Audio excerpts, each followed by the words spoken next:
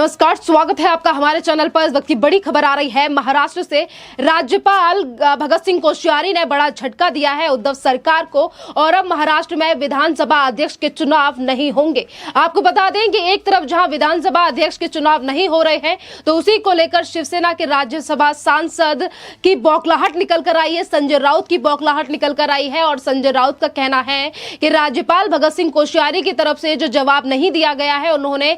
विधानसभा अध्यक्ष के चुनाव के लिए जो हामी नहीं भरी है, ये बीजेपी के दबाव में आकर राज्यपाल ने ये फैसला लिया है। और बीजेपी राज्यपाल के कंधे पर बंदूक चलाकर रखकर प्रयास कर रही है बंदूक चलाने का। आपको बता दें कि जिस तरीके से राज्यसभा सांसद संजय राउत की ये बौखलाहट सामने आई है, इसका सबसे बड़ा कारण यही है कि 2 फरवरी 2021 से विधानसभा अध्यक्ष का पद जो है वो खाली पड़ा था और आखिरी में जाकर लगातार तीनों पार्टियों के नेता विधानसभा अध्यक्ष बनने की तैयारियां कर रहे थे। जब से नाना पटोले ने इस पद को छोड़ा था और आखिरी में जाकर राज्यपाल की तरफ से जब अनुमति नहीं मिली है तो अब महाराष्ट्र में विधानसभा अध्यक्ष के लिए चुनाव नहीं हो रहे हैं, जिसके बाद संजय राउत लगातार कभी राज्यपाल को लेकर निशाना साध रहे हैं तो कभी इन्हीं सब चीजों का भांडा फोड़ने का प्रयास कर रहे हैं वो बीजेपी के ऊपर, और इसीलिए उनकी बौखलाहट सामने आ रही है। आपको बता दें कि जहां एक तरफ संजय राउत की तरफ से टारगेट किया गया है बीजेपी को, तो वहीं दूसरी तरफ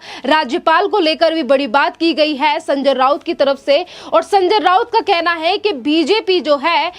वो सब दबाव बना रही है राज्यपाल के ऊपर, और वहीं दूसरी तरफ संजय राउत का कहना है कि अगर संविधान के खिलाफ जाएंगे राज्यपाल तो हमें भी कोई संविधान के तहत रहते हुए कोई फैसला लेना पड़ेगा। ये जो बौखलाहट है वो इसीलिए निकलकर सामने आ रही है क्योंकि अभी 2-3 दिन से लगातार मंत्रिमंडल के जो नेता हैं वो मनाने का प्रयास कर रहे थे राज्यपाल को कि ये जो विधानसभा अध्यक्ष के चुनाव है ये हो जाने चाहिए। प्रक्रिया में चेंज किया है शिवसेना के नेताओं ने, और शिवसेना के संजय राउत ने ये तक कह दिया कि विधानमंडल का अधिकार है, विधानमंडल जो है वो चेंज कर सकता है प्रक्रिया, तो उसमें हामी भरनी चाहिए राज्यपाल को। और राज्यपाल नहीं मान रहे हैं तो राज्यपाल बीजेपी के एजेंडे पर काम कर रहे हैं। एक राज्यपाल जो महाराष्ट्र की हर समस्या को लेकर अपनी आवाज को उठाते हैं, सरकार से बात करते हैं, पर जब से महाराष्ट्र में इन तीनों पार्टियों की सरकार बनी है, एनसीपी, कांग्रेस और शिवसेना, तब से ये तीनों पार्टियां मिलकर हमेशा राज्यपाल पर दबाव बनाने का प्रयास करती है और राज्यपाल अपने हर फैसले को लेकर डटे रहते हैं। और उसके बाद उद्धव सरकार का यही लास्ट में कहना होता है कि ये जो राज्यपाल है ये तो बीजेपी के साथ मिलकर काम कर रहे हैं और दबाव में आके काम कर रहे हैं। अगर आज विधानसभा अध्यक्ष के चुनाव नहीं हो रहे हैं, इसका सबसे बड़ा कारण यही है कि अभी 26 दिसंबर को उद्धव सरकार के मंत्रिमंडल ने मुलाकात की थी भगत सिंह कोश्यारी से। राज्यपाल के यहाँ पर वो उनसे मुलाकात की। उन्होंने कहा कि इस बार जो चुनाव है वो ध्वनि मत से होने चाहिए। अभी तक गुप्त मतदान होता था, जिसको लेकर राज्यपाल ने कहा कि ये असंवैधानिक है। अगर ये प्रक्रिया जो बदलने की बात विधानमंडल की तरफ से की गई है ये असंवैधानिक है। मैं इस पर और भी ज्यादा पढ़ना चाहता हूं, अधिकारियों से बात करना चाहता हूं। उसको लेकर भी संजय राउत की बौखलाहट सामने आई थी और संजय राउत ने कहा था कि राज्यपाल भगत सिंह कोश्यारी बहुत ज्यादा पढ़ते हैं और ज्यादा पढ़ना भी ठीक नहीं है। मंत्रिमंडल की बात को मानना चाहिए, स्वीकार करना चाहिए राज्यपाल को। और वहां पर भी संजय राउत बौखलाते हुए नजर आए थे क्योंकि अगर हम सत्ता की बात करें, कुर्सी की बात करें, तो उसे हथियाने में सबसे ज्यादा आगे ये सरकार ही रहती है। और सरकार की जो पार्टियां हैं इनमें आपस में अनबन का भी यही बड़ा कारण है और पदों को लेकर भी इन्हीं के बीच लड़ाई होती है। और अब अगर नाना पटोले ने इस पद को छोड़ा था 2021 फरवरी में, उसके बाद ये पद खाली पड़ा था, तो तीनों पार्टियों के नेता तैयारियां कर रहे थे कि आखिरकार कौन विधानसभा अध्यक्ष की कुर्सी पर बैठेगा। और अब अगर मोहर नहीं लगी है राज्यपाल की तरफ से तो एक तरफ इनकी बौखलाहट निकलकर सामने आ रही है, दूसरी तरफ ये कहा जा रहा है कि मंत्रिमंडल जो है वो कर सकता है बदलाव। अगर ध्वनि मत से हम चुनाव कराना चाहते हैं तो इसमें गलत क्या है? लोकसभा में भी यही पद्धति है, लोकसभा में भी ध्वनि मत से ही चुनाव कराए जाते हैं, अलग अलग राज्यों में भी इसी तरीके से चुनाव कराए जाते हैं। तो वहीं दूसरी तरफ राज्यपाल के ऊपर भी जमकर निशाना साध रहे हैं संजय राउत, सिर्फ और सिर्फ अपनी नाकामयाबी को लेकर के। अब चुनाव महाराष्ट्र में नहीं हो रहे हैं और इसीलिए वो महाराष्ट्र के राज्यपाल के ऊपर चुनावी आरोप लगा रहे हैं। ये सिद्ध करता है कि कितना बड़ा झटका लगा है उद्धव सरकार को विधानसभा अध्यक्ष के चुनाव ना होने को लेकर, क्योंकि अब प्रक्रिया में जो चुनाव करने का जो प्रस्ताव था वो रखा गया था। जो चुनाव की प्रक्रिया में बदलाव के लिए चिट्ठी लिखी गई थी उद्धव ठाकरे की तरफ से राज्यपाल के लिए, और मंत्रिमंडल के जो 3 नेता थे, बाला साहब थोराट, एकनाथ शिंदे और छगन भुजबल, ये तीनों नेता राज्यपाल से मिलने गए, उद्धव ठाकरे की चिट्ठी लेकर गए जिसमें लिखा था कि जो चुनाव है विधानसभा अध्यक्ष के वो ध्वनि मत से होने चाहिए, जिसको लेकर राज्यपाल ने कहा कि मुझे समय चाहिए, मैं इस पर पढ़ना चाहता हूं। और आज राज्यपाल की तरफ से चिट्ठी भेजी गई उद्धव ठाकरे को, जिसमें कहा गया कि इस तरीके से बदलाव कराना असंवैधानिक है। और उसके बाद शिवसेना के एक के बाद एक नेता, या तो कहें हम महाराष्ट्र सरकार के एक के बाद एक नेताओं की बौखलाहट निकलकर सामने आने लगी और लगातार बीजेपी को आरोपी ठहराने लगे संजय राउत, नाना पटोले और तमाम वो नेता जो अभी तक ये सपने देख रहे थे कि वो विधानसभा के अध्यक्ष बनकर और भी ज्यादा लूट मचाएंगे, जिस तरीके से चीजें महाराष्ट्र की सरकार में नेताओं ने की है अभी तक, क्योंकि 2.5 साल से ज्यादा सरकार को बने हुए हो चुका है महाराष्ट्र में। और किस तरीके की चीजें हमने देखी हैं इस 2.5 साल में, महाराष्ट्र की जनता हो या मराठी मानुष हो या महाराष्ट्र में रहने वाले वो किसान हो जिनके नाम पर महाराष्ट्र में ये सरकार तो बनी थी, और आज अगर चीजें निकलकर सामने आ रही हैं तो सरकार हर तरीके से फेल दिखाई देती है। जिस विधानसभा अध्यक्ष के पद को लेकर आज लड़ाई हो रही है और ये कहा जा रहा है कि चुनाव ना होना ठीक नहीं है, जो चुनाव आज रद्द हुए हैं क्योंकि हामी नहीं मिली है, मर्जी नहीं मिली है, मतलब मोहर नहीं लगाई है राज्यपाल भगत सिंह कोश्यारी ने। आपको बताते हैं कि इस मामले आखिरकार इतना बड़ा झटका और इतना ज्यादा क्यों बौखलाए हुए हैं संजय राउत और शिवसेना के नेता, ये इसीलिए बौखलाए हुए हैं क्योंकि शिवसेना को लग रहा था कि इनके जो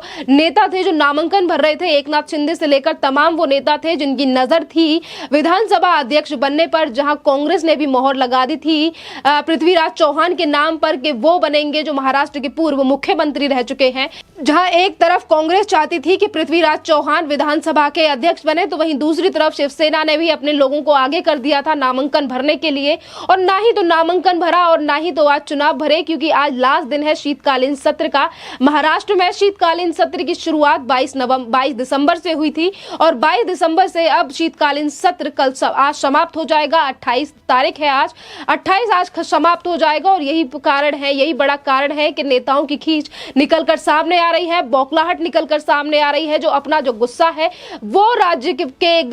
राज्यपाल के ऊपर निकाला जा रहा है, बीजेपी के ऊपर निशाना साधा जा रहा है। इसका बड़ा यही कारण है कि अब जो सत्ता है वो हाथ में आते आते रह गई, कुर्सी विधानसभा के अध्यक्ष की हाथ में आते आते रह गई, क्योंकि बड़ा झटका है उन नेताओं के लिए जिन्होंने सरकार ही सिर्फ मलाई खाने के लिए बनाई है और बड़े से बड़ा पद हासिल करने के लिए लगाई है, और आज अगर वो पद छूट गया है और इसीलिए वो गुस्सा दिखा रहे हैं और निशाना साध रहे हैं राज्यपाल पर। ये पहली बार नहीं है जब से ये सरकार बनी है, राज्यपाल और उद्धव सरकार के बीच जो ठनी है, इससे पहले भी कई मुद्दों को लेकर राज्यपाल ने अपने फैसले इसी तरीके से निर्णय लिए हैं और उसको लेकर भी सरकार की तरफ से निशाना उनके ऊपर साधा गया है, क्योंकि ये जो 3 सरकार है ये अपनी मनमानी से चलने का प्रयास करती हैं और जब मंजूरी नहीं मिलती है राज्यपाल की तरफ से तो हमेशा इनकी बौखलाहट इसी तरीके से निकलकर सामने आती है। अभी तक बड़े प्यार से बात की जा रही थी राज्यपाल से, नाना पटोले से लेकर तमाम एकनाथ शिंदे की तरफ से कहा गया था कि हम राज्यपाल से बात करेंगे, पर राज्यपाल की तरफ से जो चिट्ठी सौंपी गई है उद्धव ठाकरे को, जिसमें लिखा गया है कि इस तरीके से चुनाव कराने की प्रक्रिया में बदलाव कराना असंवैधानिक है, यानी कि मोहर नहीं लगाई है राज्यपाल ने, और राज्यपाल ने साथ में ये भी कह दिया है कि इस तरीके से चुनाव कराना, प्रक्रिया में बदलाव कराना असंवैधानिक है, और यही बड़ा कारण है कि आज नेताओं की बौखलाहट निकलकर सामने आ रही है। वहीं दूसरी तरफ जिस विधानसभा अध्यक्ष के पद को लेकर आज शिवसेना और महाराष्ट्र के नेताओं की बौखलाहट निकलकर आ रही है। अगर इस पद पर भी कोई नेता बैठता है तो वो सिर्फ और सिर्फ